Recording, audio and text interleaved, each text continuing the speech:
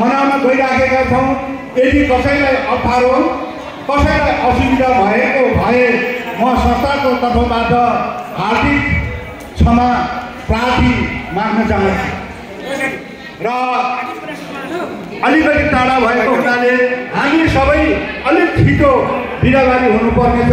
त्यसो भएर हामीले कार्यक्रम अलिक गति रूपले अगाडि बढाउनेछौँ र हाम्रो कार्यक्रम भव्य र सफलताको साथ सफल होस् भन्दै म धेरै नबोलिकन पुनः हार्दिक स्वागत गर्दै मेरो स्वागत मण्डलीलाई यही अनुरोध।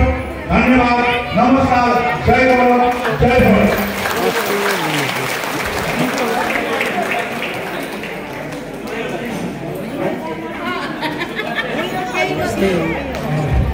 धन्यवाद हाम्रो संस्थाका उपाध्यक्ष उहाँले सबैलाई